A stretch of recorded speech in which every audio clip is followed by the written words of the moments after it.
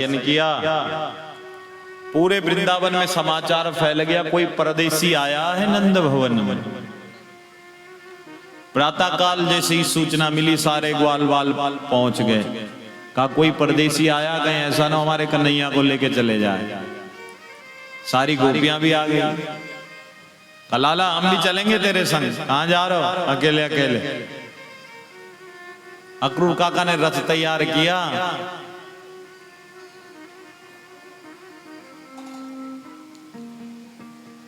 कन्हैया दाऊ भैया आ गए, रथ पर आरूढ़ हो रहे थे। देखा ग्वाले सब खड़े हैं। बोला अच्छा कन्हैया अकेले अकेले जा रहा था, हम भी चलेंगे। सारी गोपियां भी आ गई। भगवान इन गोपियों को समझाने लगे कि 2-4 दिन की बात है, फिर हम आ जाएंगे, आप यहीं रुक जाओ। गोपियों को समझाने के बाद भगवान ने अपना ग्वाल परिकर को साथ में लिया, सखा परिकर, और नंद बाबा अक्रूर काका के रथ में आरूढ़ हुए और मथुरा की ओर धनुष यज्ञ के लिए प्रस्थान किया। ये गोपियां तब तक भगवान को निहार रही हैं जब तक अक्रूर काका के ध्वज रथ की ध्वजा दिखाई दे रही है, तब तक इस रथ को निहार रही हैं। आज यमुना के पुलिन पर रथ पहुंचा। अक्रूर काका ने सोचा थोड़ा यमुना स्नान कर लूं। यमुना जी में रथ को रोका, डुबकी लगाई, और जैसे ही डुबकी लगाई यमुना जी के अंदर चतुर्भुज नारायण का दर्शन अक्रूर काका को हो गया। बोले चतुर्भुज नारायण भगवान की। अक्रूर जी ने बहुत अच्छी स्तुति गाई। न दोस्म्यहं त्वां खिलहे तुहे तो नारायणं पुरुषमाध्यमव्ययम् यन्नाविजादादरविन्दकोशात् ब्रह्मा विरासीदयदेश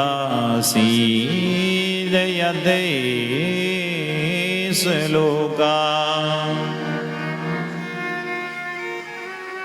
हे प्रभु, अब मेरा संशय दूर हो गया, क्योंकि उस चतुर्भुज रूप में नंद के लालाओं का दर्शन हो गया अक्रूर काका को।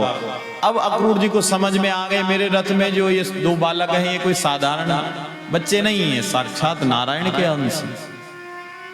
अक्रूर बड़े प्रसन्न भये। आज यमुना जल से बाहर आए, स्नान करके रथ पर आरूढ़ हुए। रथ पहुंचा मथुरा। जल्दी पहुंच गए तो आज नंद बाबा तो विश्राम करने लगे, बूढ़े हैं तो थक गए। लेकिन भगवान के जो सखा हैं, दोस्त हैं, कहने लगे कन्हैया एक बात बता,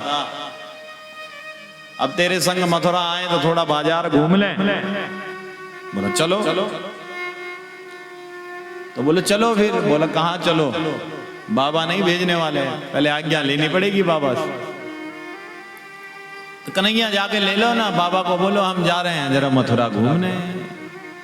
बोले मैं जाऊंगा तो मुझे एक कदम भी इस कमरे से बाहर नहीं निकलने देंगे बाबा।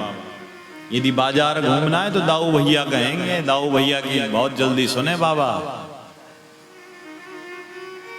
तो आज दाऊ भैया को प्रेषित किया। दाऊ भैया कहने लगे बाबा हमें बाजार घूमना है, हम चलें? बोला कहाँ चलें? ये वृंदावन नहीं है बेटा, यहाँ थोड़ा सा भी गड़बड़ी करोगे तो कंस जेल में डाल देगा। नहीं बाबा हमें तो बाजार घूमना है। अरे लाला बाजार तो घूमना है, लेकिन तेरो भैया जो कन्हैया है बड़ो नटखट है, कुछ गड़बड़ कर देगा, कंस जेल में डाल देगा। बोले कन्हैया की गारंटी हम ले लें। बाबा कन्हैया कुछ नहीं करेगा, मैं उसको बोलूं। बोल देख लाला कन्हैया कुछ गड़बड़ ना कर दे, डांट के रखना उसे, तेरी जिम्मेदारी। दाऊ भैया ने कहा ठीक है कन्हैया कुछ गड़बड़ नहीं करेगा। तो भगवान का सखा परिकर मथुरा घूमने के लिए निकल पड़ा। दाऊ भैया ग्वाल वाल जब मथुरा की गलियों में निकल रहे हैं तो मथुरा के लोग पुष्प वर्षा कर रहे हैं भगवान के ऊपर। अब ग्वालों के ऊपर जब फूल पड़ने लगे, कन्हैया एक बात बता यार, स्वागत तो बड़ो जोरदार है, खूब फूल पड़ रहे हैं, हमारी हालत देख रहा तुम? हमारे कपड़े 10 जगह से फट रखे हैं। हमें ना था पता कि इतना जोरदार स्वागत होगा, नहीं तो हम 2-4 ड्रेस पहले सिला देते। लेकिन ये परदेसी तो अचानक टपक आया। अब देख लाला, कपड़े भी ढंग के हैं नहीं, कुछ सिला विला दे, इधर कुछ है। तेरी इतनी चलती है, देख कितने फूल पड़ रहे हैं तेरे ऊपर। कन्हैया मुस्कुराने लगे, चिंता क्यों कर रहे हो? मेरे चलने में जब इतने फूल पड़ रहे हैं तो कोई ना कोई कपड़ों की व्यवस्था जरूर हो जाएगी। और उसी समय एक धोबी राजभवन का वो कपड़ों का पोटला लेके जा रहा था धुल के राजभवन में। भगवान ने इसको आवाज लगाई, मामा जी। ये पहले चक्कर में पड़ा, ये कौन आवाज लगा रहा है? गर्दन घुमाई, आज कन्हैया को देखा। कन्हैया का, हमारे भगवान का मुखारबिंद ऐसा जो एक बार देख ले वो फिर बार बार देखने की उसकी इच्छा होती। इस धोबी ने देखा, है तो कोई गजब का आदमी। भगवान का मुख आकर्षण का केंद्र है ना, खींचता है अपने आप अपनी ओर। धोबी ठहर सा गया, बोला हाँ भाई कौन है? अरे मामा जी हम बोल रहे हैं। पहले धोबी चक्कर खा गया, भांजा कहां से पैदा हो गया अभी अभी। बोला हाँ आप कौन? बोला मामा जी प्रणाम। बता भैया तू भांजा कौन सा भांजा? मेरे तो पहचानने में नहीं आ रहा था। तो भगवान मुस्कुराते बोले जो यहाँ के महाराज है ना, वो अपने मामा श्री है। धोबी चक्कर में पड़ गया, मेरी जिंदगी घिस गई, नौकरी करते करते कंस गया। और महाराज के यहाँ तो प्रत्येक महाराज के रिश्तेदार को मैं जानूं, ये भांजा आया कहां से? बोले एक बात बता भैया, मैं महाराज का सबसे खास आदमी, मुझे सबका पता, लेकिन तेरे को कभी तो राजभवन में देखा नहीं। बोला नहीं कोई बात नहीं, देखा नहीं, अब देख लोगे। मैं उन्हीं का भांजा हूं। आपके सर में क्या है? बोला राजभवन के कपड़े हैं। बोला ठीक है फिर इस पोटले को हमें दे दो। आज धोबी चिढ़ गया, बोला आता ना पता जबरदस्ती भांजा, अरे किसका मामा? तब भगवान बोलने लगे हमारे मामा हैं, हमें उन्होंने बुलाया है, हम वृंदावन से आए, नंद के लाला हैं। जैसे ही धोबी ने सुना, धोबी को तो सारी कहानी मालूम थी। बोला अच्छा तुम वृंदावन से आए हो, हम जानते हैं तुम्हें काहे के लिए बुला रखा है। वाला कहीं का अपना संबंध हमारे महाराज से स्थापित करता है। एक साधारण सा ग्वाला और भोजपति कंस से अपनी रिश्तेदारी जोड़ता है। कहां एक गांव का ग्वाला और कहां हमारे महाराज। और तेरी इतनी हिम्मत कि तू राजसी वस्त्र पहनेगा, तेरी इतनी औकात। अनाप शनाप बोलने लगा। भगवान ने कहा ये ज्यादा बोल रहा है, कुछ इसका इलाज करना पड़ेगा। और मेरे गोविंद ने एक प्रहार किया और धोबी वहीं पर गोविंदाय नमो नमः। धोबी को सदगति मिल गई। भगवान ने वो पोटला खोला और ग्वालों को कहा छानो भाई, छानो, इसमें अच्छे अच्छे कपड़े हैं। ग्वालों ने भी चकाचक वस्त्र चुने, पहने। अब ये मथुरा के आदमियों के कपड़े, मथुरा के थोड़ा ठीक ठाक ना, हट्टे कट्टे, और ये बेचारे दुबले पतले। तो कईयों के तो बहुत ज्यादा लंबे, जब चलने लगे तो आधी रोड ऐसी साफ होने लगी। और थोड़ा सा हवा चलने लगी तो कोई झंडे की तरह लहराने लगे, क्योंकि फिटिंग के वस्त्र तो है नहीं, क्योंकि मथुरा के आदमी थोड़ा ठीक ठाक है ना, हट्टे कट्टे हैं। ये ब्रजवासी बेचारे दुबले पतले। बोला लाला कपड़े तो बहुत अच्छे हैं, लेकिन देख रहा तो इनका हिसाब किताब, ये तो हम पे कहीं फिट नजर नहीं आ रहे हैं। यहाँ तो कल की सफाई आधा हम ही कर रहे हैं, कल जमींदार क्या करेगा? फिर सारी गली हम ही साफ करते हुए जा रहे हैं। तो भगवान मुस्कुराने लगे, जब कपड़े मिल गए तो इनको ठीक करने वाला भी मिल जाएगा, चिंता मत करो। आगे एक दर्जी की दुकान मिली, दर्जी के पास गए, भाई कपड़े ठीक करेगा। उसको पता लग गया, आगे धोबी ने मना किया था, उसका इलाज हो गया, कहीं ऐसा ना हो मेरा नंबर लग जाए। बोला हाँ प्रभु तुरंत करता हूं। और उसने सबके वस्त्र ठीक किए। बोला कुछ चाहिए? सिलाई उलाई? बोला प्रभु कुछ नहीं चाहिए। सोचने लगा, धोबी ने अकड़ दिखाई, ऊपर पहुंच गया। आज अनुनय विनय करने लगा, प्रभु आपकी कृपा चाहिए और मेरे गोविंद ने इस पर अनुग्रह वर्षाया। अब कपड़े चकाचक हो गए। ग्वाले कहने लगे, लाला कपड़े भी अच्छे है गए, सब कुछ चकाचक हो गया, लेकिन भैया एक एक माला पड़ जाती लंबी गले में तो आनंद आ जाता। ब्रजवासियों को तब तक आनंद नहीं आता जब तक वन्य प्रसून की लंबी माला न पड़े। आज भी आप जाते हो बिहारी जी तो लंबी माला जो पैरों तक लटके, बोला कौन माला पहनाएगा। उसी समय एक दृष्टि पड़ी, एक माली, सुदामा नाम का माली। तत्सुदाम्नो भवनम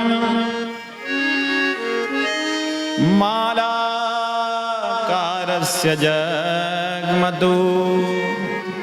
सुदामा नाम के माली को भगवान ने देखा। इस माली ने एक एक माला भगवान के परिकर को पहनाई, भगवान को पहनाई। मेरे प्रभु ने इस पर भी अनुग्रह बरसाया। अब तो खूब फूल पड़ने लगे। दुकानदार जो लोग हैं ना गलियों में, कोई लौंग, इलायची, पान, मिश्री भगवान को खिला रहे हैं, भगवान के परिकर खूब स्वागत कर रहे हैं। ब्रजवासी कहने लगे भगवान के सखा, कन्हैया देख कपड़े भी चकाचक है गए, माला भी हो गई, लेकिन भैया जरा चंदन लग जाता, थापक थहुआ तो आनंद आ जाता, माथा सूना है। बोलो जब इतनी व्यवस्था हो गई, चंदन वाला भी कोई आ ही रहा होगा। और उसी समय एक कुब्जा 3 जगह से टेढ़ी, चंदन बनाने में जिसको महारत, ऐसी कुब्जा जा रही 3 जगह से टेढ़ी। भगवान ने इसको आवाज लगाई। इसके हाथ पर सुंदर सुगंधित चंदन का कटोरा। भगवान ने आवाज लगाई, हे सुंदरी। पहले कुब्जा सोचने लगी कोई आवाज दे रहा होगा अपनी सुंदरी को। फिर सोचा इसने ये सुंदरी है कौन, जरा देखूं तो सही। इसने जैसे ही अपना मुंह मोड़ा, भगवान की तरफ इसकी दृष्टि पड़ी, भगवान मुस्कुराने लगे। ये कुब्जा पहले सशंकित मना हो गई, ये आदमी तो बड़ा सुंदर है लेकिन इसकी सुंदरी कहीं दिखाई नहीं दे रही, किसको आवाज दे रहा होगा। भगवान मुस्कुराए तो ये कुब्जा एक टक निहारती बोली, प्रभु किसको पुकार रहे हैं। भगवान बोले, देवी आपको। अब तो कुब्जा गदगद हो गई, क्योंकि दुनिया में पहली बार किसी ने इसको सुंदरी कहा। अब तो ये कुब्जा भागती हुई आई भगवान के पास। आपने मुझे बोला? हाँ देवी, सुंदरी आपको ही बोला। और भगवान ने विनम्रता के साथ इसका परिचय पूछा। कात्वं वरोरवेतदु यनुलेपनं कस्यांगने वा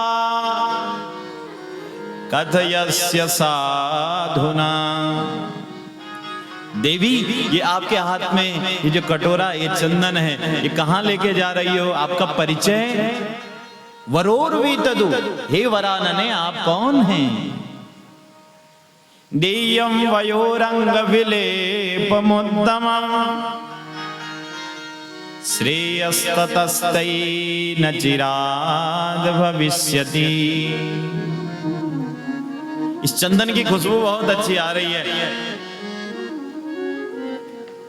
तो आज ये कुब्जा अपना परिचय देने लगी। और जीवन में कोई भी व्यक्ति है, उसका परिचय उसके काम से होता है। तो त्रिवक्रा अपना परिचय दे रही है। दास्यास्महं सुंदर कंस सम्मत त्रिवक्र नामायनुलेप कर्मणि मदभावितं भोजपते रतिप्रियं बिना युवा कौन्यतमदस्तदर्हति। मैं कंस की दासी हूं, नाम तो मेरा सैरंद्री है, लेकिन नाम से कोई नहीं बुलाता, क्योंकि 3 जगह से टेढ़ी हूं। सब मुझको त्रिवक्रा, कुब्जा यही बोलते हैं, लेकिन शरीर भले ही मेरा टेढ़ा क्यों ना हो प्रभु, लेकिन महाराज भोजपति कंस को मेरे द्वारा घिसा हुआ चंदन बड़ा पसंद है। भगवान मुस्कुराने लगे, वरानने, हे सुंदरी, चंदन वास्तव में बहुत अच्छा है, आज इस चंदन को हम पर लगाओगी? प्रसन्नता पूर्वक कुब्जा कहने लगी, सैरंद्री कहने लगी, प्रभु आज ये जीवन सार्थक हो गया, आपको अवश्य लगाऊंगा। तो भगवान को चंदन लगाने लगी। भगवान के जो दोस्त थे ना, सखा, भगवान का दगड़िया छनी मजाक करने लगे, तन सका मन सका। क्या कह रहे हैं? अरे कन्हैया एक बात कहें, तू भी 3 जगह से टेढ़ा और ये भी 3 जगह से टेढ़ी, जोड़ी बड़ी जबरदस्त है लाला, बात करें। भगवान मुस्कुराने लगे, बोले चिंता मत करो, अभी देखते रह जाओगे, ऐसी सुंदरी बनाऊंगा इसको। दाऊ भैया कहने लगे, एक नहीं है, डींग मत हाँ, क्या यह वृंदावन नहीं है, तेरा चमत्कार नहीं चलने वाला, ये मथुरा है। अरे भैया अभी देखते रह जाओगे तुम। और भगवान के सखा कहने लगे, तू टेढ़ो तेरी टेढ़ी नजरिया, तू बांको तेरी बांकी नजरिया। तू भी टेढ़ा, ये भी टेढ़ी, तू टेढ़ो तेरी टेढ़ी नजरिया, तू टेढ़ो तेरी नजरिया, तू बांको तेरी बांकी नजरिया, तू बांको तेरी बांकी नजरिया, तू टेढ़ो तेरी टेढ़ी नजरिया, तू टेढ़ो तेरी टेढ़ी नजरिया, बांकी नजरिया टेढ़ी नजरिया, बांकी नजरिया टेढ़ी नजरिया, बांकी नजरिया टेढ़ी नजरिया, बांकी नजरिया टेढ़ी नजरिया, तू टेढ़ो तेरी टेढ़ी नजरिया, तू टेढ़ो तेरी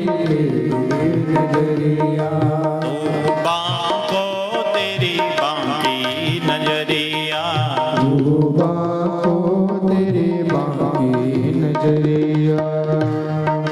चितवन तिरछी बांकी नजरिया, चितवन तिरछी बांकी नजरिया, चितवन तिरछी बांकी नजरिया, चितवन तिरछी बांकी नजरिया, तू टेढ़ो तेरी टेढ़ी नजरिया, तू टेढ़ो तेरी टेढ़ी नजरिया, तू बांको तेरी बांकी नजरिया, तू बांको तेरी बांकी नजरिया।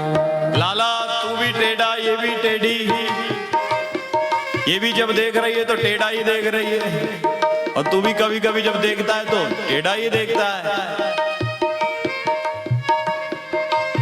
अंखियन तिरछी चितवन तिरछी, अंखियन तिरछी चितवन तिरछी, अंखियन तिरछी चितवन तिरछी, अंखियन तिरछी चितवन तिरछी, तू बांको तेरी बांकी नजरिया, तू बांको तेरी बांकी नजरिया, तू टेढ़ो तेरी टेढ़ी नजरिया, तू टेढ़ो तेरी टेढ़ी नजरिया, तू बांको तेरी बांकी नजरिया, तू बांको तेरी बांकी नजरिया।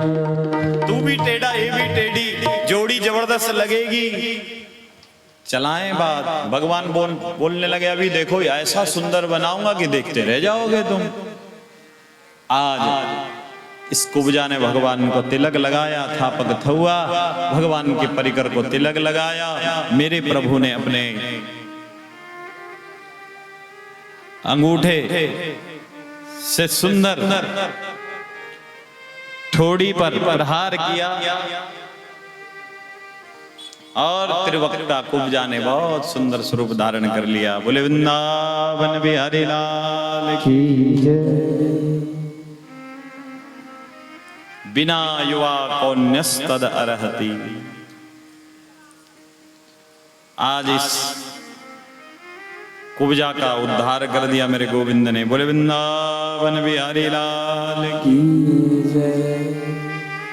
कुब्जा ने सुंदर स्वरूप धारण कर लिया। आगे परम सुंदरी बन गई। आगे मेरा प्रभु का परिकर जब आगे बढ़ा राजमहल की ओर, भोजपति कंस का भवन सजा हुआ, द्वार पर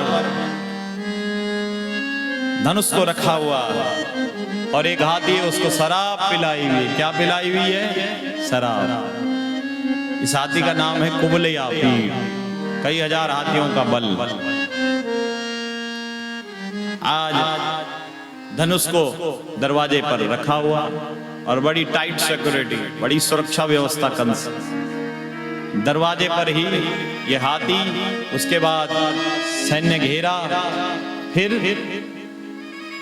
चाणूर और मुष्टिक नाम के दो पहलवान, तब रंगभूमि और उसके ऊपर कंस का सिंहासन।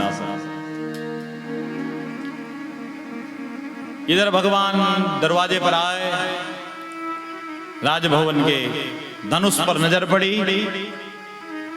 बड़े भैया दाऊद से कहने लगे, भैया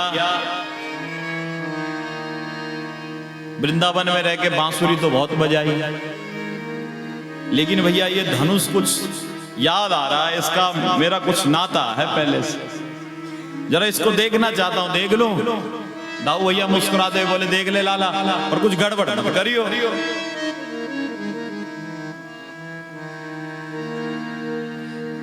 अब धनुष को देखकर मेरे प्रभु आगे बढ़ रहे हैं। दाऊ भैया सचेत कर रहे हैं, देख लाला इस धनुष को उठा तो लेना, लेकिन इसको गड़बड़ मत करना, तोड़ ताड़ मत देना, तो कहीं आफत मत खड़ी कर दियो। मेरे प्रभु मदमस्त होते आगे बढ़े। करेण वामेन सलिलम उद्धृत, बायां हाथ आगे बढ़ाया, करेण वामेन सलिलम मुद्रित, और इस धनुष को जैसे ही छुआ मात्र, उठाया बायां हाथ, क्या घटना घट गई? सज्जम च कृत्वा निमिषेण पश्यताम, निमिष मात्र में धनुष के दो टुकड़े हो गए। निर्णाम विकृष्य परवंजमद्यतो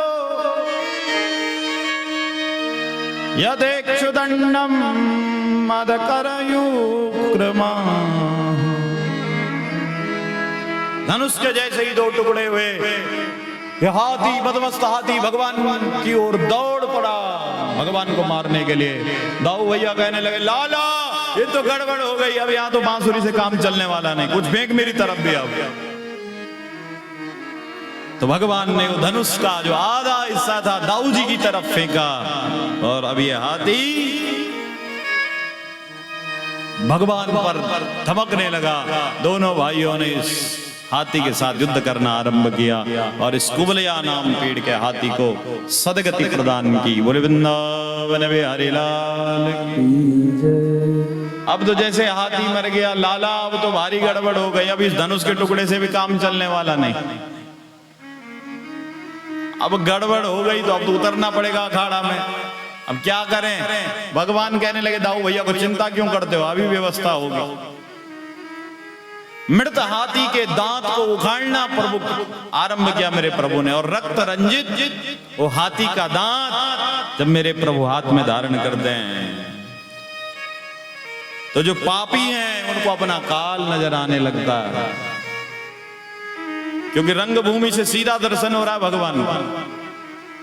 जो तत्व वेता है उनको अपना तत्व नजर आ रहा है, जो भक्त है उनको भगवान नजर आ रहा है। जैसी जिसकी भावना वैसा उसको दर्शन हो रहा है।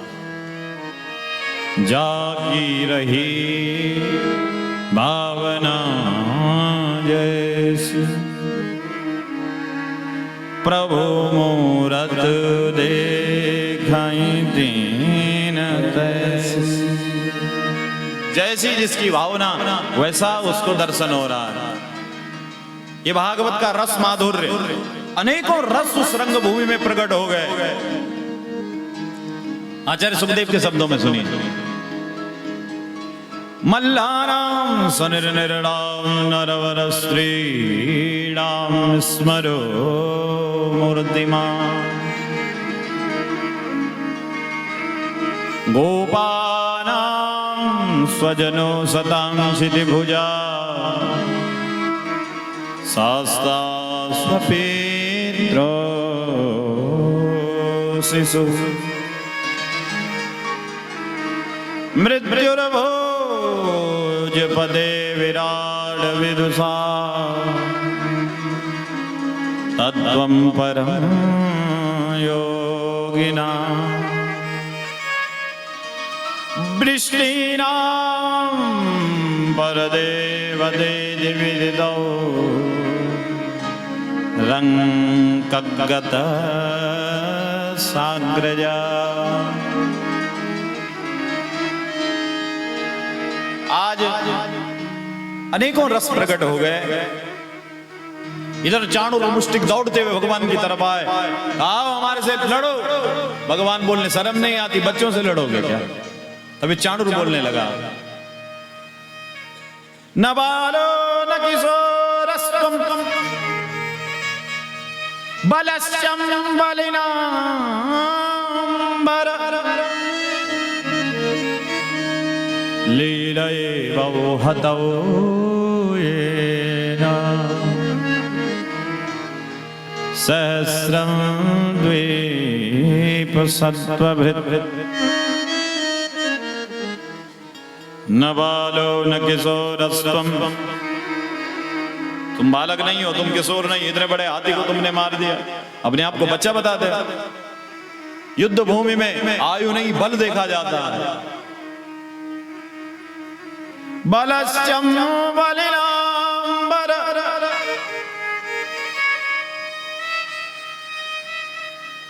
लीलैव हतौ येन सहस्रं द्वीपसत्त्वभृत्।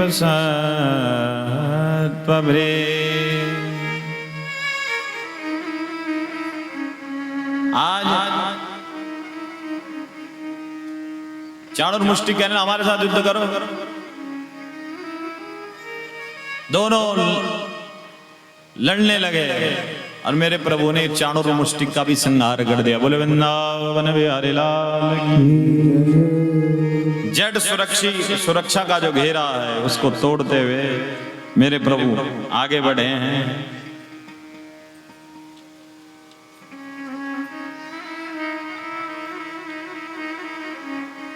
अब तो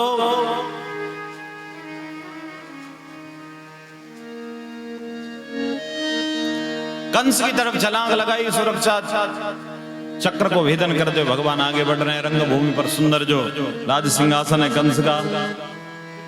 जैसे ही कंस ने भगवान को अपनी ओर आते हुए देखा,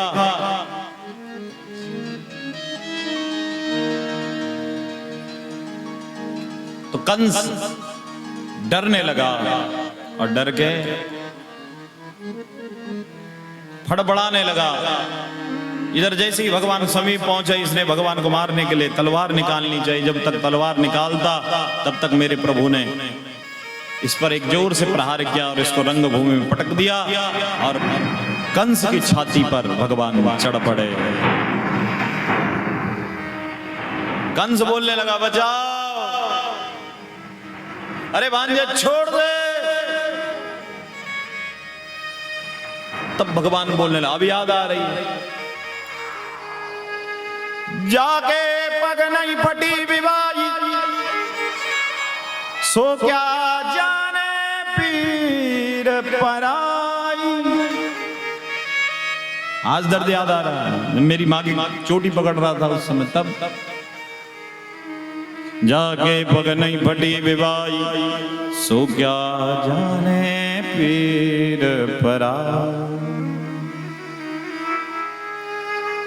कंस कहता रह गया, मेरे प्रभु ने एक प्रहार किया और कंस वहीं पर गोविंदाय नमो नमः। बोलिए कृष्णचंद्र भगवान की जय, वृंदावन बिहारी लाल की जय। कंस मारा गया। इधर गर्गाचार्य जी भागे चले आए, नंद बाबा को समझाया कि कृष्ण आपका बेटा नहीं। नंद बाबा भी आ गए। इधर वसुदेव देवकी को कारागार से मुक्त किया। उग्रसेन जो बंद थे, कंस के पिताश्री, उनको भी मुक्त किया। पंडित जिसको बंद किया था कारागार में, उसको भी मुक्त किया। इधर नंद बाबा का जो पता लगा कि नहीं हमारी संतति नहीं है, वापिस भगवान का जो सखा परिकर था नंद बाबा के साथ वापिस वृंदावन लौटा। इधर मथुरा का राजा फिर से उग्रसेन जी को बनाया गया। मेरे प्रभु पढ़ने के लिए सांदीपनी बाबा के आश्रम में पहुंचे गुजरात। यहां एक ब्राह्मण मित्र बनाया, नाम है सुदाम। सुदाम पंडित जी के साथ मित्रता वही। अल्प समय में समस्त विद्याओं में, समस्त कलाओं में मेरे गोविंद पूर्ण हुए, संपन्न हुए, प्रवीण हुए, सब विद्याओं के ज्ञाता, समस्त कलाओं से युक्त प्रभु आज घर आ रहे हैं। गुरु माता ने गुरु दक्षिणा में अपना मृत पुत्र मांगा। भगवान ने यमालय पर चढ़ाई की, गुरु माता का मृत पुत्र वापस लौटाया। भगवान है, सामर्थ्यशाली है, कुछ भी कर सकते हैं। तो गुरु माता का मृत पुत्र जो समुद्र में डूब गया था, उसको वापस गुरु माता को लौटाया। आज जब मथुरा आए, एक मित्र और बनाया, बृहस्पति जी का शिष्य, नाम है उद्धव। और जब से मथुरा आए मन नहीं लगता। माँ देवी की थाल सजा के ले जाती, ले बेटा खाना। तो माँ की थाल को देखकर तुरंत माँ यशोदा की याद आ जाती है। ओधो मोहि ब्रज बिसरत नाही।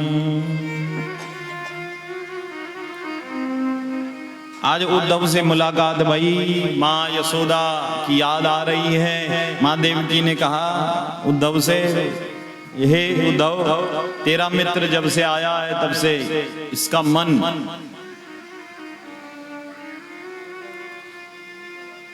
मन नहीं लगता।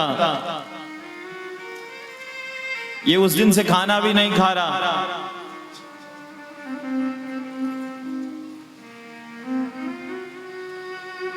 तब से तनहा रहता, अकेले अकेले।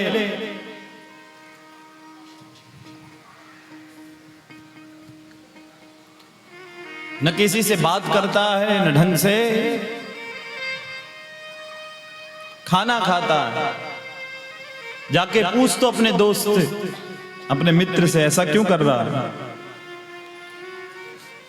तो आज उद्धव भगवान के पास आए, कहा कन्हैया क्यों अकेले रहते हो, क्यों अकेले में खोए हुए रहते हो, क्या हो गया तुम्हें।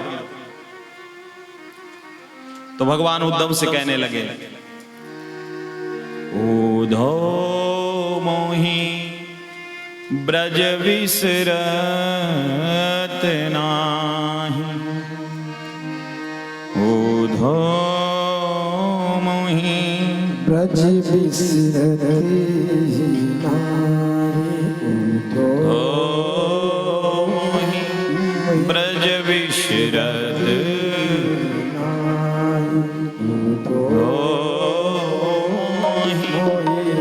ब्रज बिसरत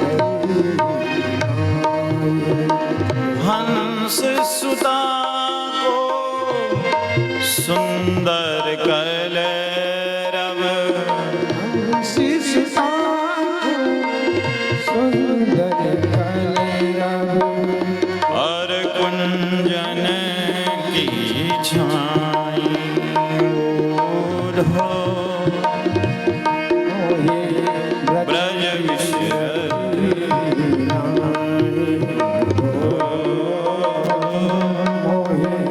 ब्रज बिसरत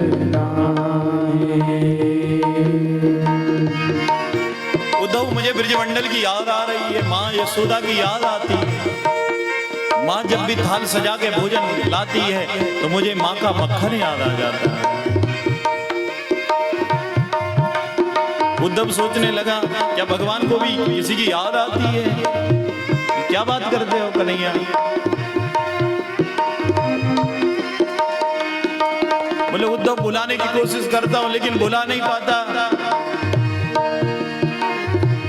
जब सूरत आवे सुख की, जब ही सूरत आवे वास,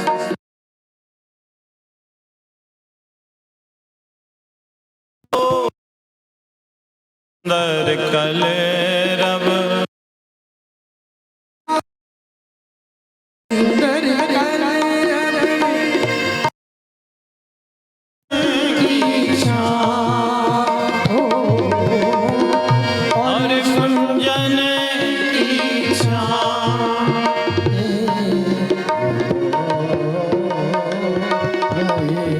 ब्रज विशरद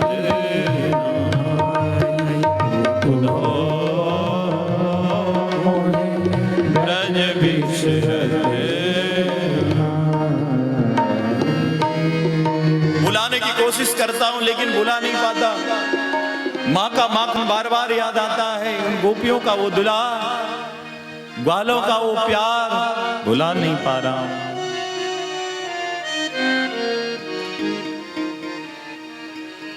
उद्धव मोहि ब्रज विसरत नाहि। क्या भगवान को भी किसी की याद आती है?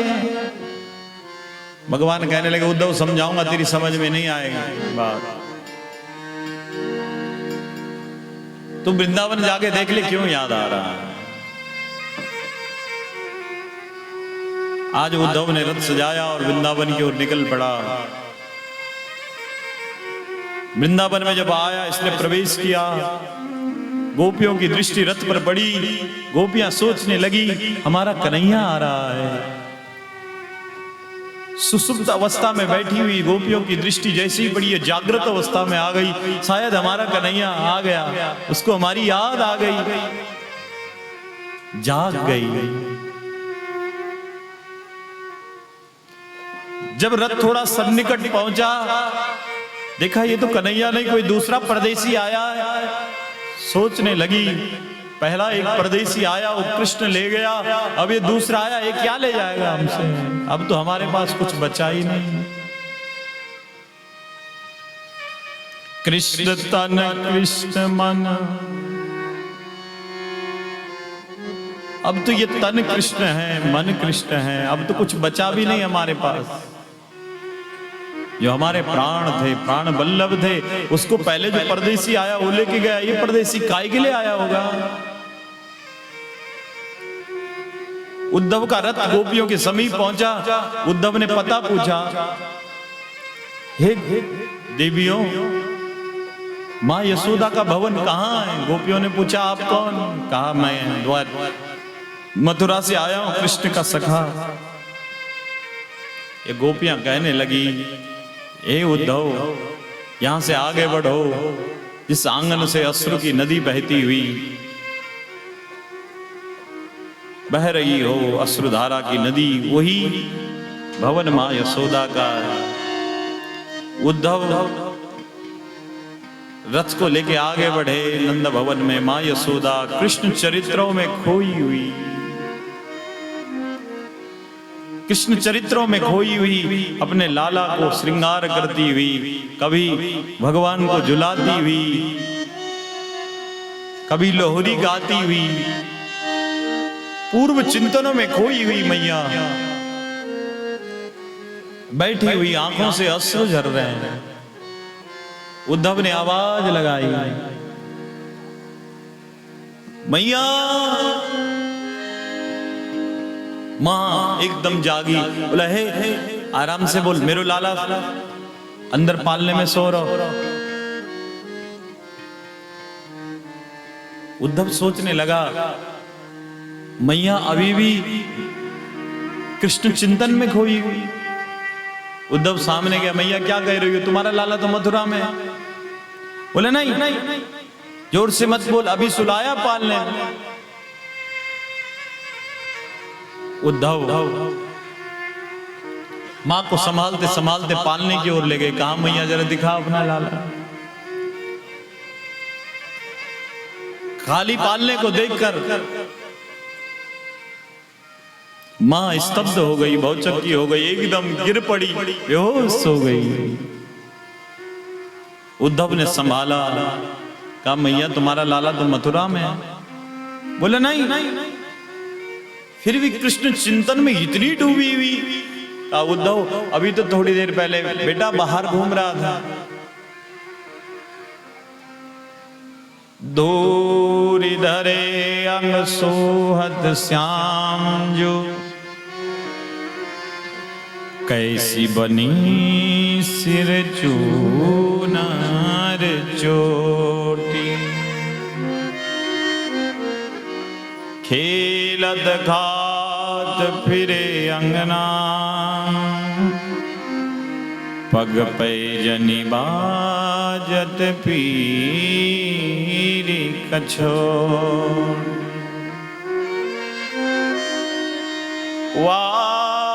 छवि को रस खान बिलोकत, वारति काम कलानी धिकोटी।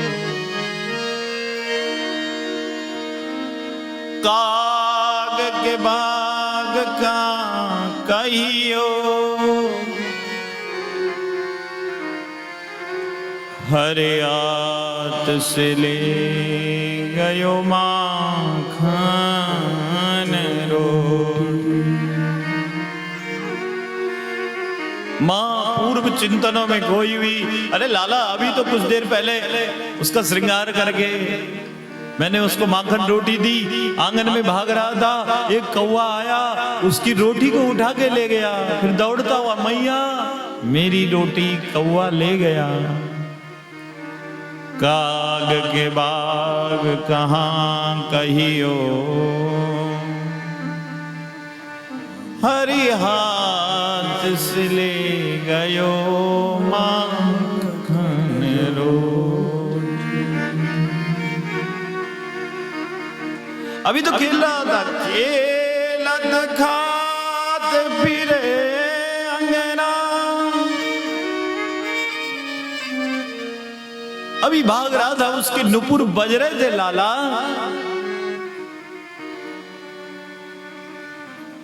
खेलत खात फिरे अंगना, पग पे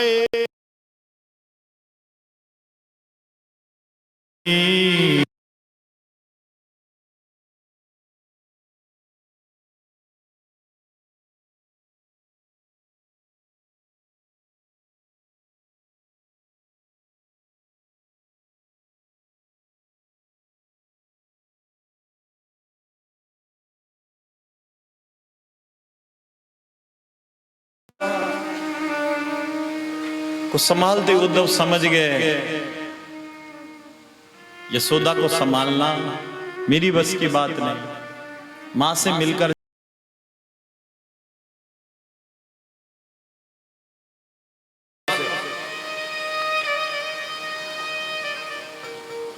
आज क्या देखा उद्धव ने, एक वृक्ष के पीछे खड़े होकर देख रहे हैं गोपियों को। एक वृक्ष के पीछे खड़े होकर जब देखने लगे, एक गोपी दूसरे गोपी से कह रही है, ये गोपी किशोरी जी से कह रही है, सखी ए किशोरी, स्वप्ने पश्यन्तिया कांतो,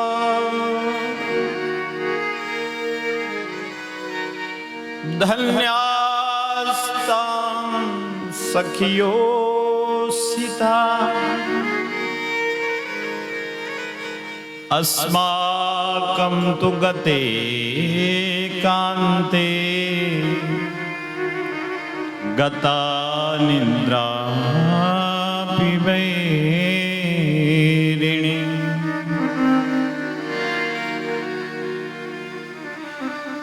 किशोरी जी से हाथ जोड़कर कहने लगी, ये सखी, ये गोपी, आज मुझे ना सपने में कृष्ण दिखाई दिया। स्वप्ने पश्यन्ति कांत।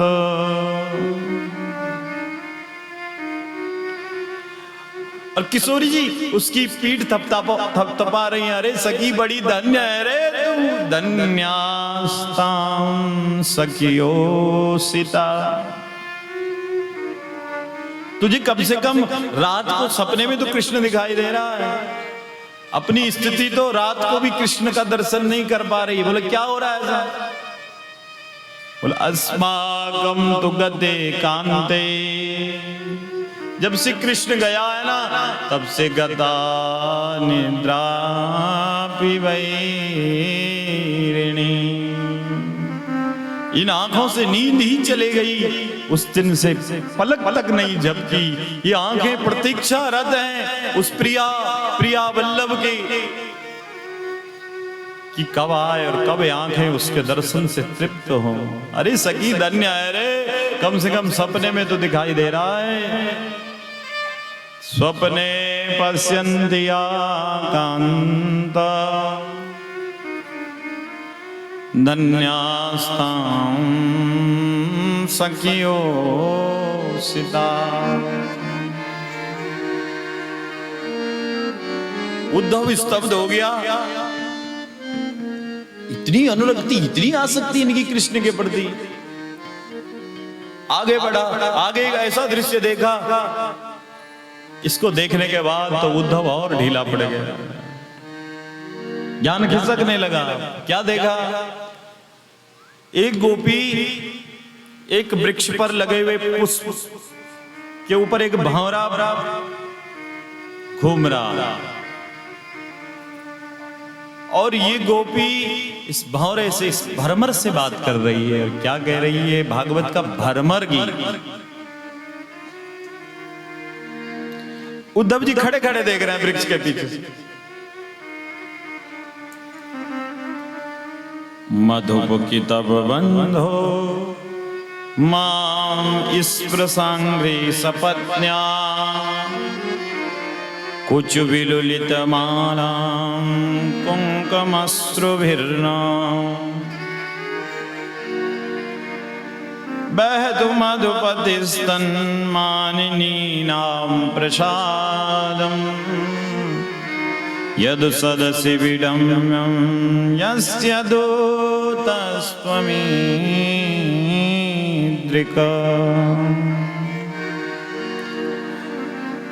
ये गोपी इस भंवरे से कह रही है, भंवरे बार बार इस पुष्प पर क्यों मंडरा रहा है? क्यों बार बार जाकर इस पुष्प को तकलीफ देता है? इससे ये स्पष्ट प्रतीत होता तू भी कृष्ण की तरह कपटी है रे। पहले इस पुष्प के आगे मंडराएगा, फिर इससे प्रीति करेगा, फिर इससे पराग पी के फिर उड़ जाएगा। तू भी कपटी है रे। परिचरति कत्तत्पाद पद्मं तु पद्मा यपिबद्धृत चेता उत्तम श्लोक जल्पये। तू भी उसी कपटी कृष्ण का दूध है ना? गोपी कहती हम सब जानती हैं भौरे, तू कपटी है रे। अब जब ऐसा दर्शन किया उद्धव ने, उद्धव का ज्ञान खिसकने लगा और उद्धव इन गोपियों के सन्मुख आया, ज्ञानोपदेश करने लगा। क्यों पागल बनी हो? वो तो जिसके लिए रो रही हो, जिसके लिए ऐसे विरह में तड़प रही हो, तो मथुरा में आनंद में चकाचक है। तभी गोपियां बोलने लगी, ए उद्धव ये ज्ञानवान मत सुना। उद्धव मन ना रहे 10-20 उद्धव मन ना रहे 10-20 एक हो 200 संग एक तो सो गयो श्याम संग अब आराधे से उधो मन ना रहे। अपने सखा से कहना ये ज्ञानवान हमारी समझ में नहीं आता, तेरा ज्ञान भी समझ नहीं आ रहा उद्धव, यहाँ तो कृष्ण तन है कृष्ण मन है। अपने सखा से कह देना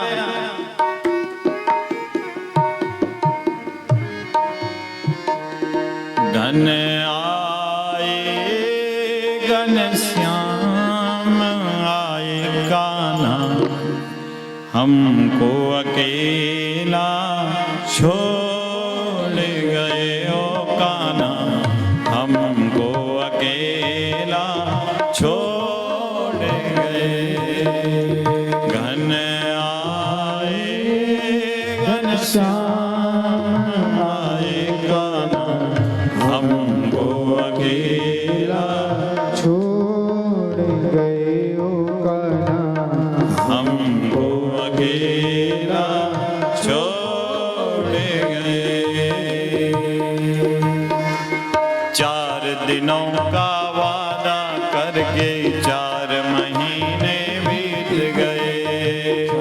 दिनों का वादा करके 4 महीने बीत गए।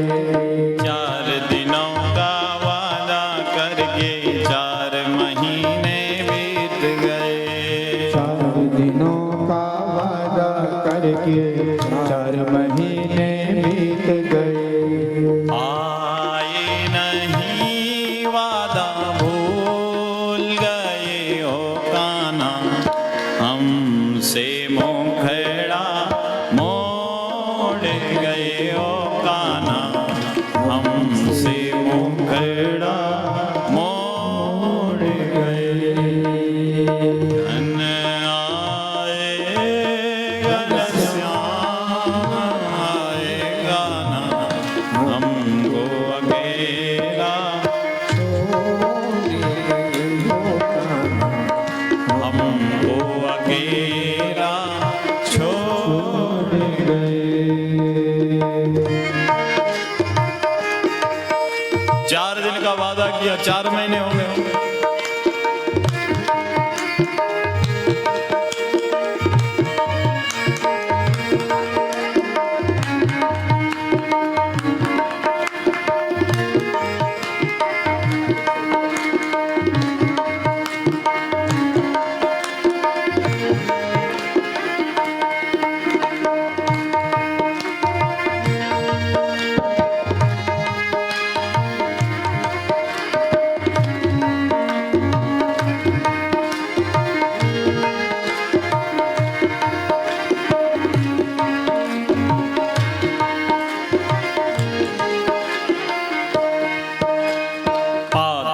तक में ना भिजवाई अपनी याद दिलाने को।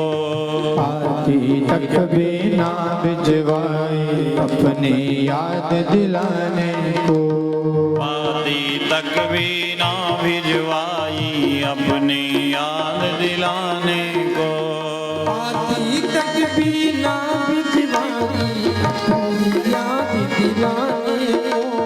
जाय बसे मथुरा में कान्हा, हमसे मुखड़ा मोड़ गए ओ कान्हा, हमसे मुखड़ा मोड़ गए। घन आए घन श्याम आए कान्हा, हमको अकेला छोड़ गए ओ कान्हा, हमको अकेला छोड़ गए।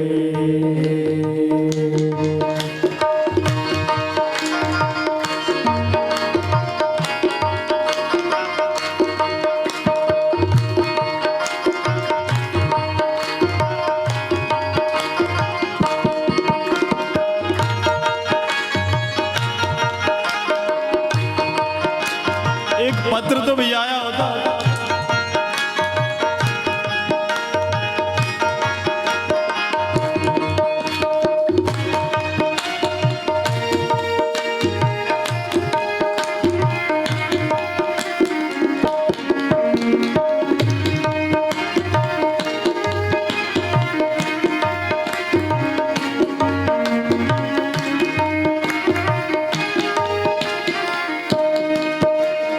निर्मोही है मोहन प्यारा, वो क्या जाने प्रीत निभाना। निर्मोही है मोहन प्यारा, वो क्या जाने प्रीत निभाना। निर्मोही है मोहन प्यारा, निर्मोही है मोहन प्यारा, क्या जाने प्रीत निभाना। वो क्या जाने प्रीत निभाना।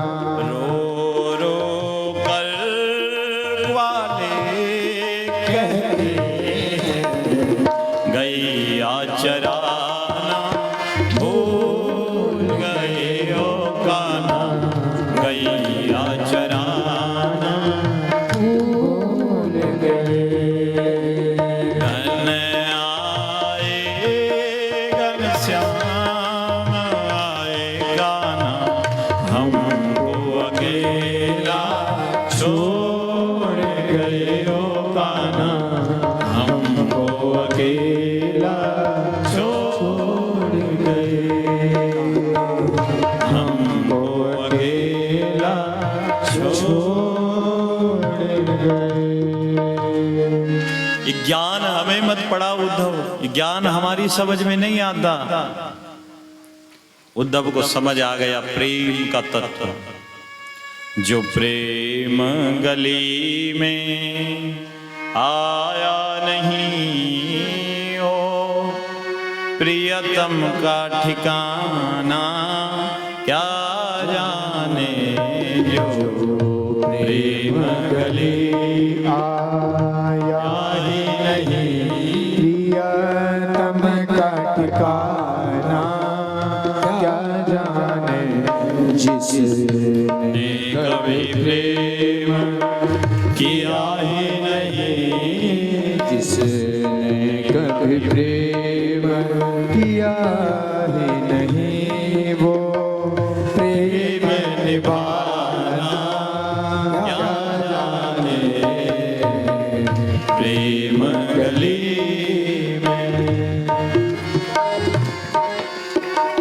जिसने कभी प्रेम किया ही नहीं, उसको क्या पता प्रीति का धर्म क्या होता है। जो वेद पढ़े और भेद करे, जो वेद पढ़े और भेद करे, मन में नहीं निर्मलता, मन में नहीं निर्मलता लाए।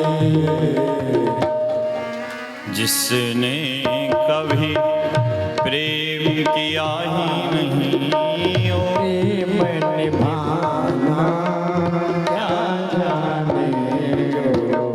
प्रेम गली आया ही नहीं, प्रियतम का ठिकाना क्या जाने।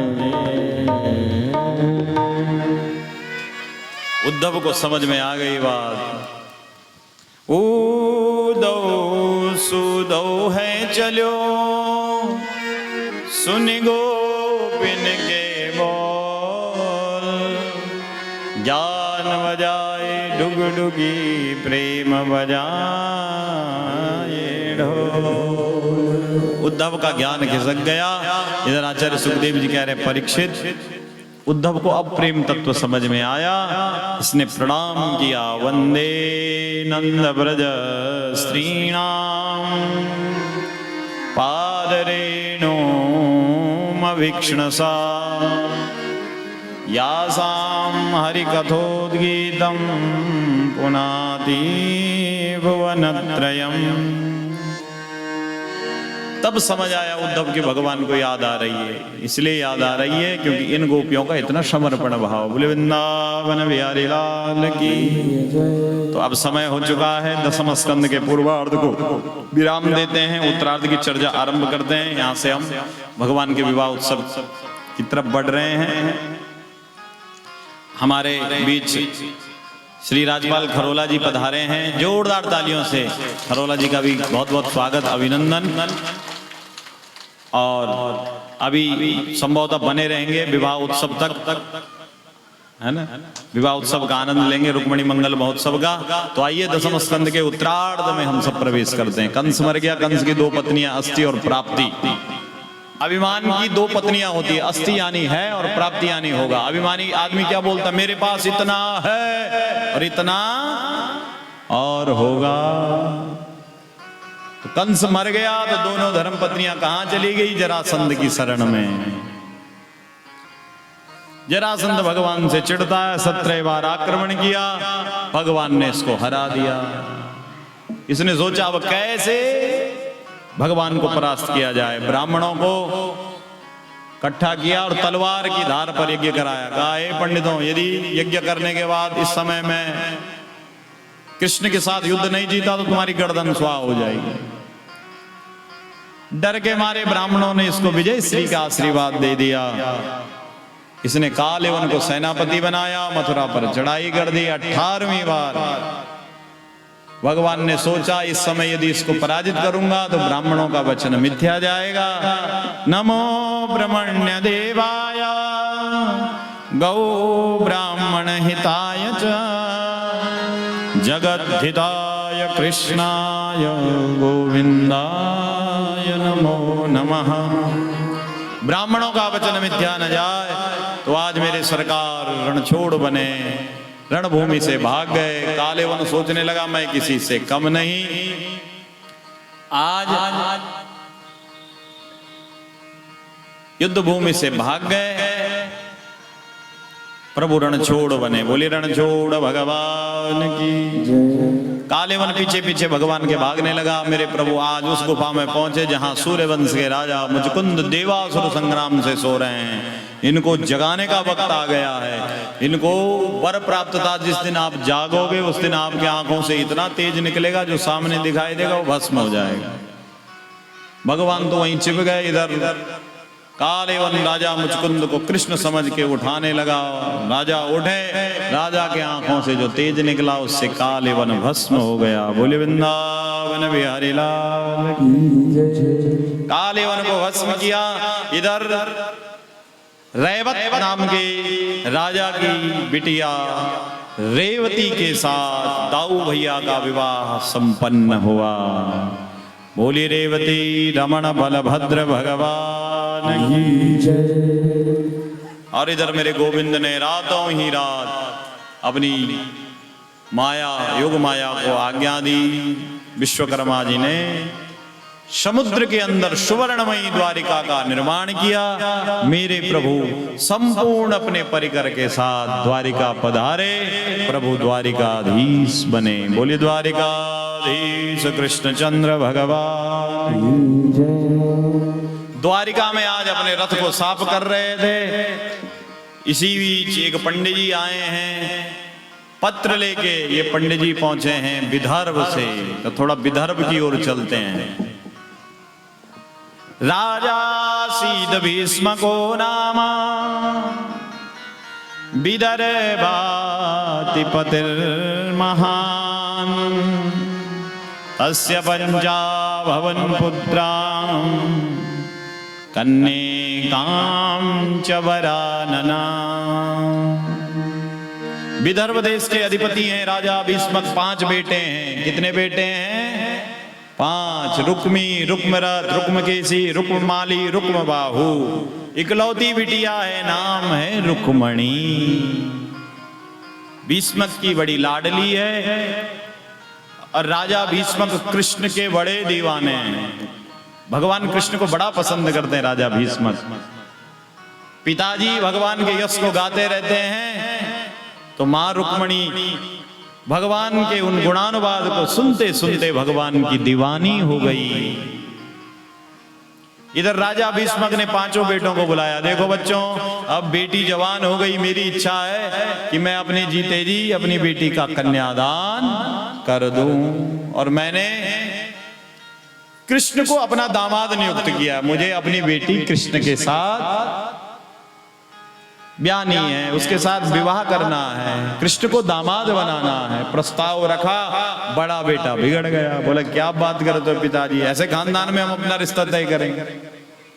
अरे उसके न तो खानदान का पता, न जात का पता, न पिताजी का पता,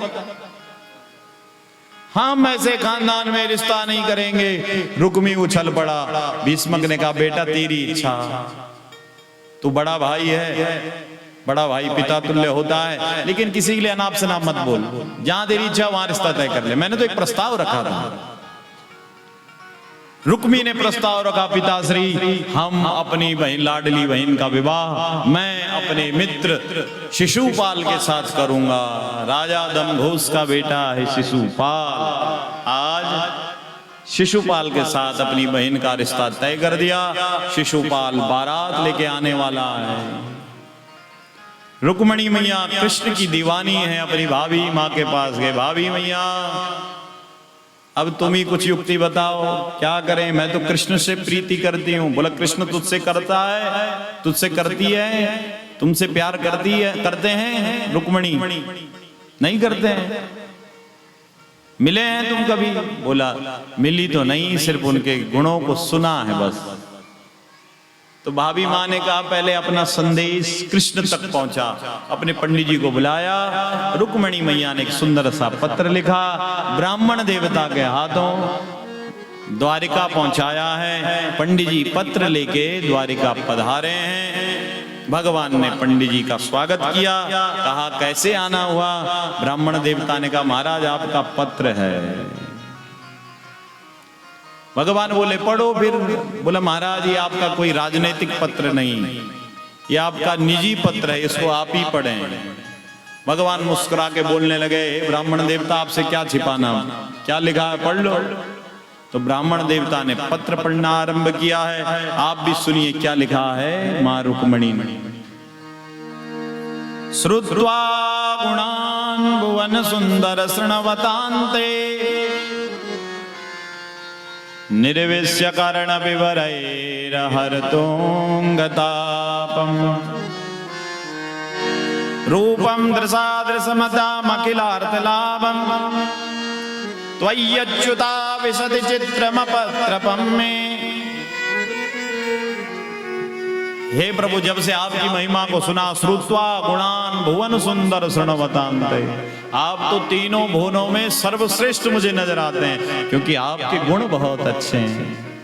आपकी महिमा को सुनते सुनते मेरे ताप पाप मिट गए हैं, मैं आपकी दीवानी हो गई। लेकिन मेरे भैया ने मेरा रिश्ता जबरदस्ती राजा दमघोष के बेटा शिशुपाल के साथ तय कर दिया।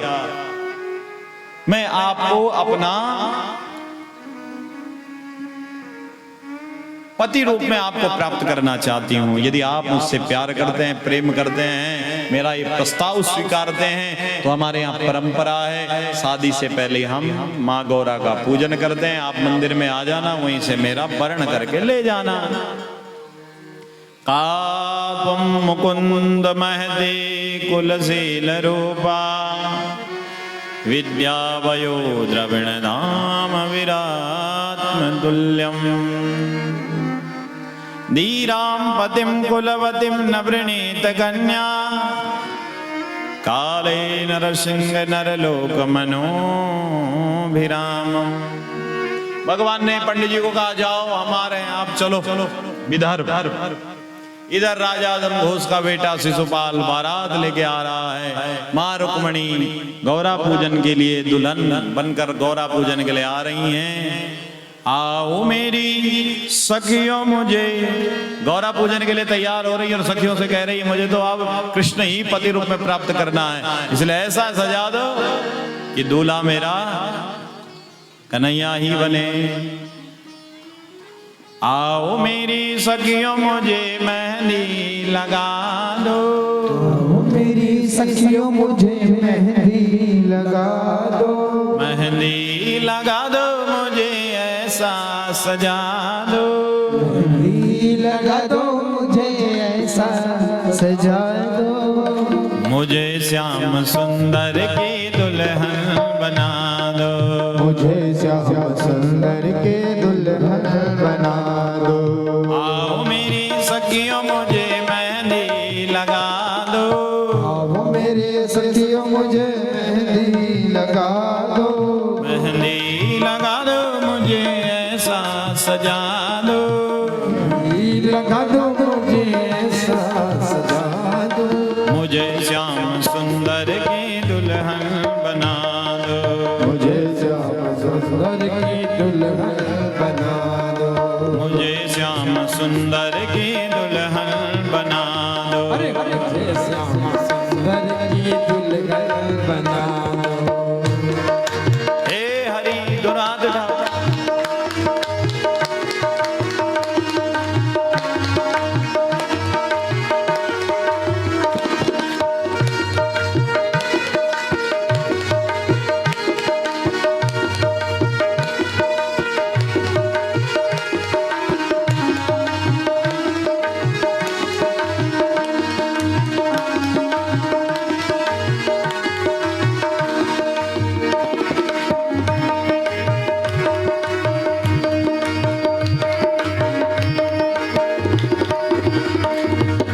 ऐसी पहन चूड़ी जो कबहू न टूटे, चूड़ी जो सब न टूटे, ऐसी पहन चूड़ी जो कबहू न टूटे, ऐसी पहनो चूड़ी जो कबहू न टूटे, ऐसा बरू दूल्हा जो कबहू न छूटे, सबर दुल्हा जो कबहू न टूटे, अटल सुहाग की बिंदिया लगा दो, तन सुहाग की बिंदिया लगा दो, मुझे श्याम सुंदर की दुल्हन बना दो, मुझे श्याम सुंदर की दुल्हन बना दो। आओ मेरी सखियों मुझे मेहंदी लगा दो, आओ मेरी सखियों मुझे मेहंदी लगा दो, मेहंदी लगा दो मुझे ऐसा सजा दो, मेहंदी लगा दो मुझे ऐसा सजा दो, मुझे श्याम सुंदर की दुल्हन बना दो, मुझे श्याम सुंदर की दुल्हन बना दो, मुझे श्याम सुंदर की दुल्हन बना दो, मुझे श्याम सुंदर की दुल्हन बना दो। भक्ति का सूरमा मैं आंखों में लगाऊंगी, भक्ति का सुरमा मैं आंखों में लगाऊंगी, भक्ति का सूरमा मैं आंखों में लगाऊंगी, भक्ति का सुरमा मैं आंखों में लगाऊंगी, दुनिया से नाता तोड़ उनकी हो जाऊंगी, दुनिया से नाता जोड़ की हो जाएंगे, सदगुरु बुला के जरा फिरे तो करवा दो, सतगुरु को बुला के जलवा तो करा दो, मुझे श्याम सुंदर की दुल्हन बना दो, मुझे श्याम सुंदर के दुल्हन बना दो। हरि बोल।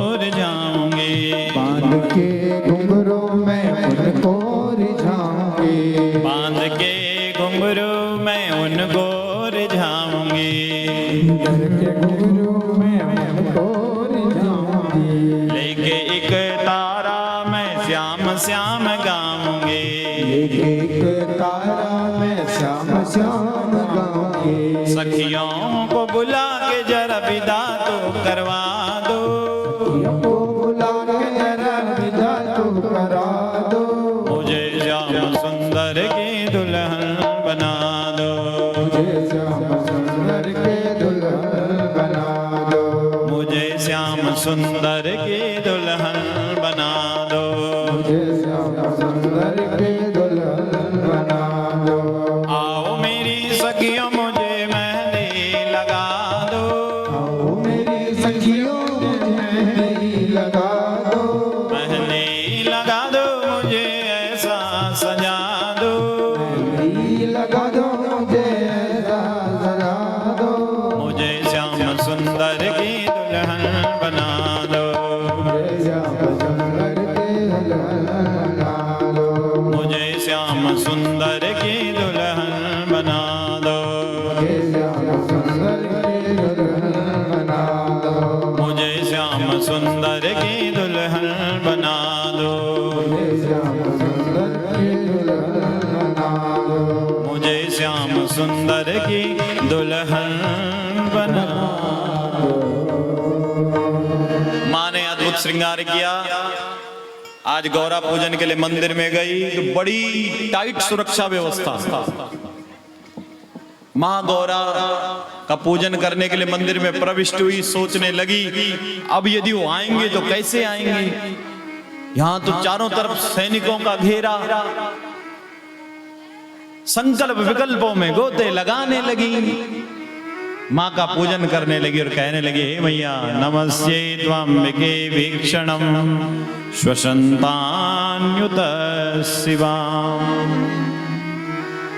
भूयात् पतिर्मे भगवान कृष्ण स्वदनुमोदताम्।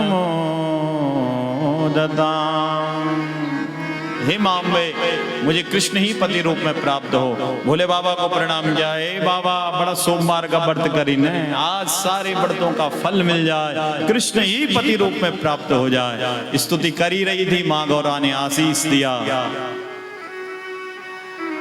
जैसे ही बाहर आई द्वारिकाधीश रथ लेके खड़े हैं। सैनिक जो सुरक्षा व्यवस्था में खड़े थे वो माँ के सौंदर्य की चर्चा करने लगे। कहने लगे देखो मैया कितनी सुंदर लग रही हैं, देखो साड़ी कितनी सुंदर है। तब तक दूसरा बोलता साड़ी देख रहा, अरे हमारी रुक्मणी मैया का मुखड़ा कितना सुंदर लग रहा है। आपस में सौंदर्य की चर्चा करने लगे मैया की। इसी बीच कन्हैया उतरे चुपचाप, माँ का हाथ पकड़ा रुक्मणी मैया का, बोला अरे जोड़ी कितनी सुंदर है। और इधर ये सुरक्षा में जो सिपाही खड़े थे आपस में यही चर्चा कर रहे हैं, जोड़ी कितनी सुंदर है, दोनों कितने सुंदर हैं। जब रथ में बैठे बोले घोड़े कितने सुंदर हैं, रथ कितना सुंदर है। रथ जब बहुत दूर चले गया तब बोले हम काई के लिए खड़े हैं, बोले रुक्मणी मैया की रखवाली के लिए। बोलो कहाँ गई हो, तो बोले ले गया। फिर भागे पीछे से, हम तो जिस काम के लिए खड़े थे वो तो हुआ ही नहीं। बोले ओहो ले गया। तो शिशुपाल को पता लगा, बड़ा गुस्सा आया। इधर रुक्मी भागा पीछे से, लेकिन रुक्मी को भगवान मारना चाहते हैं, मां रुक्मणी ने रोक दिया। प्रभु ने उसको लज्जित करके छोड़ दिया। तब तक दाऊ भैया पीछे से आ गए। बोला लाला आज अकेले अकेले कहाँ चल दिया, बता के तो आता कम से कम, कहाँ गया था इतनी जल्दी में। मैं तो सोचा पता नहीं कहाँ गया होगा। बोला भैया शादी करनी थी जैसे जल्दीबाजी में आ गया। बोला लाला इतना बड़ा निर्णय और अकेले भाग गया। चल कोई बात नहीं, तू द्वारिका पहुंच, रिसेप्शन की तैयारी कर, इनसे जो पीछे आ रहे हैं मैं निपट लेता हूं। अब जो भी आते हैं दाऊ भैया एक हल मुसल की मारते हैं, वहीं गोविंदाय नमो नमः हो जाता है। भगवान द्वारिका पधारे हैं। तो आइए रुक्मणी मंगल महोत्सव की ओर चलते हैं ना। कितने लोग चलेंगे भगवान के विवाह उत्सव में? सब हैं, सब झूमेंगे भगवान की बारात में। और कल इस उत्सव का भागवत कथा यात्रा कल विश्राम लेगी और कल का कथा समय थोड़ा परिवर्तित रहेगा। ठीक 10 बजे से कथा आरंभ होगी और 12 बजे संपन्न, 12:30 बजे पूर्णाहुति, 1 बजे तक आपको आशीर्वाद स्वरूप जितने भी कलश हैं भागवत का जो प्रसाद है वो बंटेगा। 1 बजे से पितृ प्रसाद आरंभ होगा। तो आपको याज्ञिक यजमान परिवार, राणा परिवार की ओर से सबको आमंत्रण है कल प्रसाद ग्रहण करने का भी। तो आप सब परिवार पधारें, प्रसाद भी ग्रहण करें और कथा का आस्वादन भी करें। तो आइए चलते हैं विवाह उत्सव की ओर, सब झूमेंगे। हम भी ओणा छाका नजी पौणे माँ। कितने लोग चलेंगे? सब जान पक्का चला था भाई, सब दो हाथ खड़ा करा और भाव से हम भी औना छाका न जी पौने माँ तुम्हारी। ऐसे जाते हैं बारात में, दो हाथ खड़ा कर जुनी को धक्का मारा भाई बल कदी जान तो हम भी औना छाका न जी पौने माँ तुम्हारी पौने माँ। छाका न जी पौने माँ पौने माँ। हम भी औना छाका न जी पौने माँ तुम्हारी पौने माँ। छाका नया पौने माँ तुम्हारी पौने माँ। राम जी भी आला संग सीता जी तल्याला। राम जी भी आला संग सीता जी तल्याला। सीता जी तल्याला संग सीता जी तल्याला। सीता जी तल्याला संग सीता जी तल्याला। हम भी औना छाका न जी पौने माँ तुम्हारी पौने माँ। छाका न जी पौने माँ तुम्हारी पौने माँ।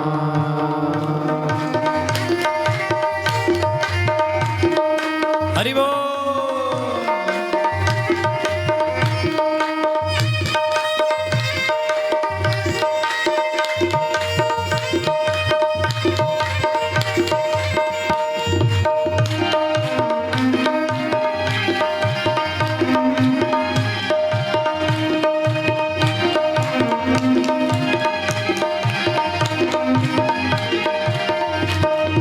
ब्रह्मा जी भी आला संग ब्रह्मणी तल्याला। ब्रह्मा जी भी आला संग ब्रह्मणी तल्याला। ब्रह्मणी तल्याला संग ब्रह्मणी तल्याला। ब्रह्मणी तल्याला संग ब्रह्मणी तल्याला। हम भी औना छाका न जी पौने माँ तुम्हारी पौने माँ। छाका नया पौने माँ तुम्हारी पौने माँ। हरि बोल।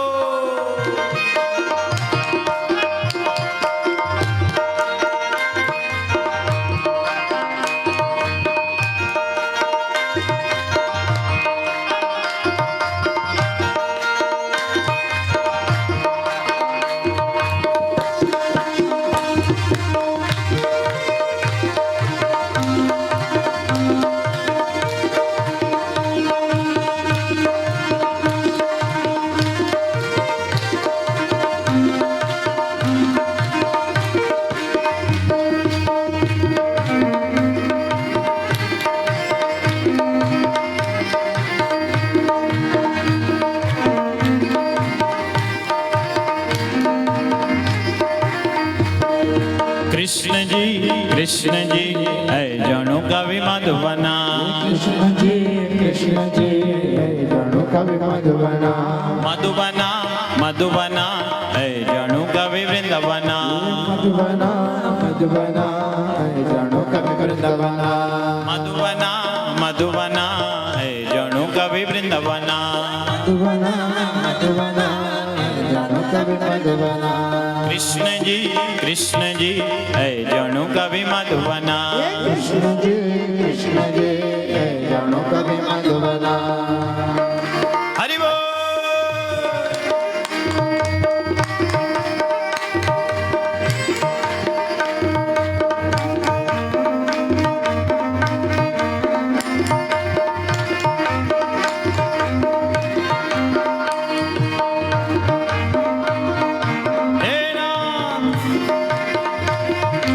बोलिए दूल्हा सरकार की।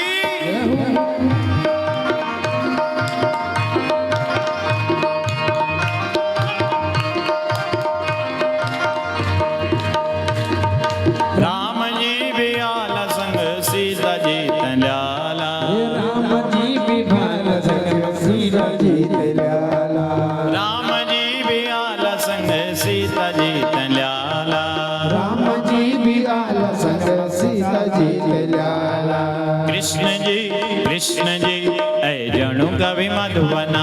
कृष्ण जी ये जणु कवि मधुबना। मधुबना मधुबना ऐ जणु कवि वृंदावना। मधुबना मधुबना ये जणु कवि वृंदावना। मधुबना मधुबना ऐ जणु कवि वृंदावना। कृष्ण जी ये जणु कवि मधुबना। हरि बोल।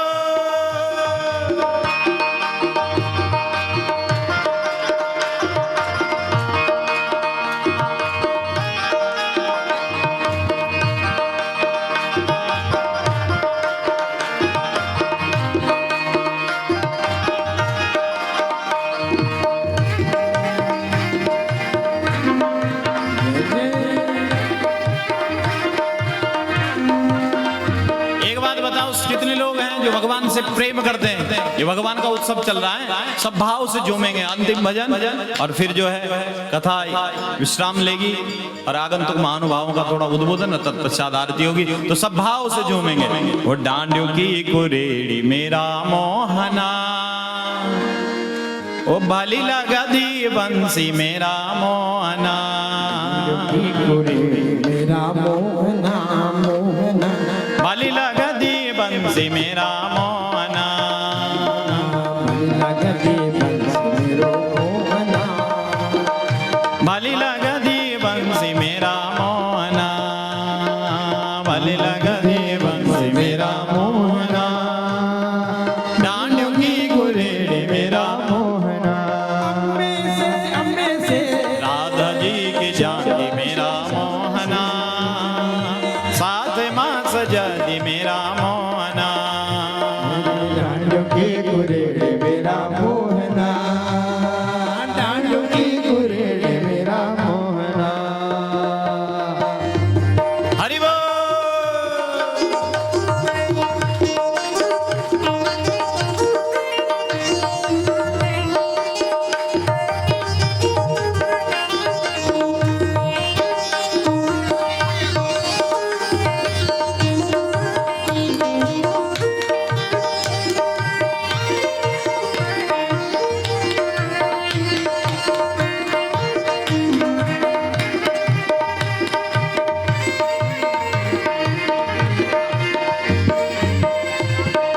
बुरासी को फूल मेरा मोहना। बुरासी को फूल मेरा मोहना। बुरास को फूल मेरा मोहना। बुरास को फूल मेरा मोहना। संगमा सजा दी मेरा मोहना। मोहना संग में बदल मेरा मोहना। संगमा सजा दी मेरा मोहना। राधा जी की जानकी मेरा मोहना। संगमा सजा दी मेरा मोहना। डांडियों की कुरेड़ी मेरा मोहना। संगमा सजा दी मेरा मोहना। राधा जी की जानकी मेरा मोहना। डांडियों की कुरेड़ी मेरा मोहना। डांडियों की कुरेड़ी मेरा मोहना। के गुरेड़े मेरा मोहना। मोहना डांडियों की गुरेड़े मेरा मोहना। हरि बोल।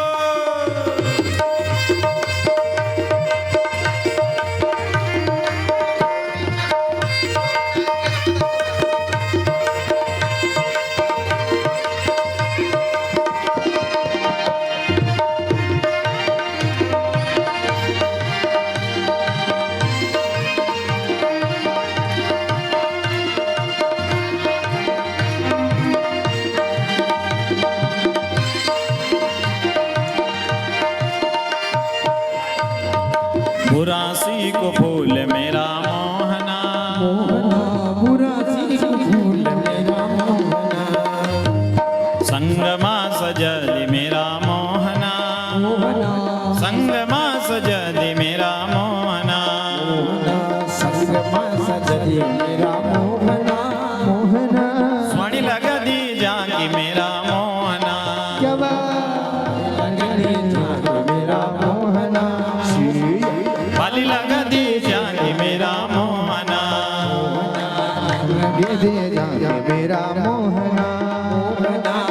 बलि लग दी जागी मेरा मोहना, स्वाणी लग दी जागी मेरा मोहना, बलि लग दी जागी मेरा मोहना, बलि लग दी जागी मेरा मोहना, स्वाणी लग दी जागी मेरा मोहना, मोहना मोहना मोहना मोहना मोहना मोहना मोहना मोहना मोहना मोहना मोहना मोहना मोहना मोहना बलि लग दी जागी मेरा मोहना।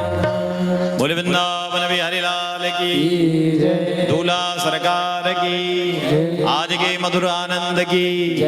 ओम नमः पार्वती पतये हर हर शांति शांति सुशांति भवतु।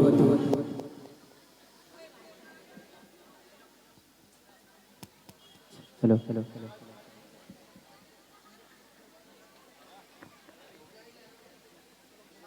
हरि ओम चंद्रमा मनसुं जातचक्षुः सूर्यो वजायता श्रोत्रान्द्रायत प्राणचमखादुर्जायता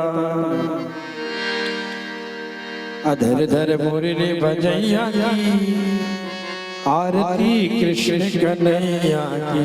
अधर धर मुरली बजैया की आरती कृष्ण कन्हैया की। अधर धर मुरली बजैया की आरती कृष्ण कन्हैया की। अधर धर मुरली बजैया की आरती कृष्ण कन्हैया की। श्याम गोकुल में जन्म लियो, श्याम गोकुल में जन्म नंद घर मंगलाचार कियो, नंद घर मंगलाचार कियो। श्याम गोकुल में जन्म लियो, श्याम गोकुल में जन्म लियो। नंद घर मंगलाचार कियो, नंद घर मंगलाचार कियो। यशोदा गोद खिलैया की आरती कृष्ण कन्हैया की। यशोदा गोद खिलैया की आरती कृष्ण कन्हैया की। अधर मुरली बजैया की आरती कृष्ण कन्हैया की। अधर धर मुरली बजैया की आरती कृष्ण कन्हैया की। श्याम तुम यशोदा के छैया, श्याम तुम यशोदा के जया। नाथ बलदाऊ के भैया, नाथ बलदाऊ के भैया। श्याम तुम यशोदा के छैया, श्याम तुम यशोदा के छैया। नाथ बलदाऊ के भैया, नाथ बलदाऊ के भैया। वन धेनु चरैया की आरती कृष्ण कन्हैया की। अधर धर मुरली बजैया की आरती कृष्ण कन्हैया की। श्याम तुम राधा के प्यारे, श्याम तुम राधा के प्यारे। श्याम तुम राधा के प्यारे, श्याम तुम राधा के प्यारे। नाथ हो भगतन रखवारे, नाथ हो भगवन रखवारे। वृंदावन रास रचैया की आरती कृष्ण कन्हैया की। वृंदावन रास रचैया की आरती मुरली बजैया की। अधर धर मुरली बजैया की आरती कृष्ण कन्हैया की। अधर धर मुरली बजैया की आरती कृष्ण कन्हैया की। श्याम